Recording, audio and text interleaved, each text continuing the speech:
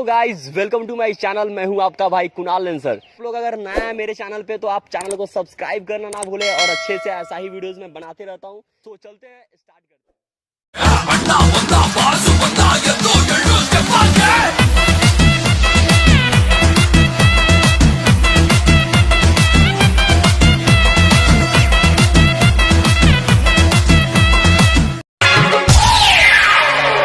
बनल बा बॉडी खेला कबड्डी राजा नहीं चाहिए गड्डी।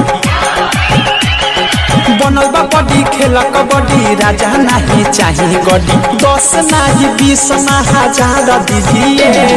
पारली जी खिया के मजा मार लीजिए। ओए होए पारली जी खिया के मजा मार लीजिए। पछले पातरी रागे देखिया जब मोटा गइल बा मोटा तो कवन ले जाए बलम का मन गोटा न्योता पिया है के भेजब खिसी आई बताना। न्योता पिया है के भेजब खिसी आई बताना कि यही बा मॉडर्न हमार ओही बा पीना कि हमारा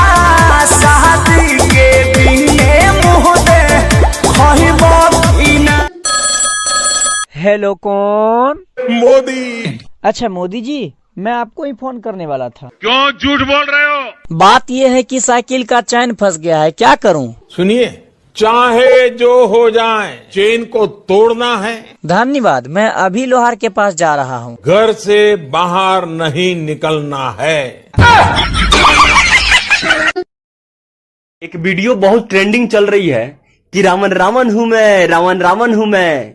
साला ऐसा ही चलते रहा ना तो रावण एक दिन प्रकट होके बोलेगा तो मैं क्या सनी लियोनी हूं?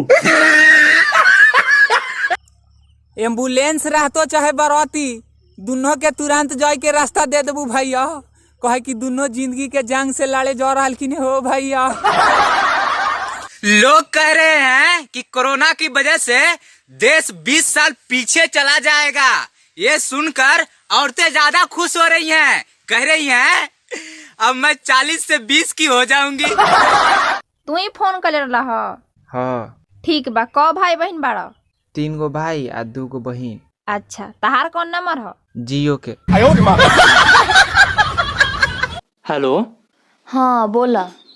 अरे फोन की थी? हाँ। हाँ तो फोन उठाते ही काट क्यों दी? अरे कुछ पैसा के काम रहा। फिर से काट दे। क्या नाम है तुम्हारा? मुकेश। भूकेश? नहीं सर मुकेश। अच्छा भूकेश जी। नहीं सर मुकेश। मौगा ला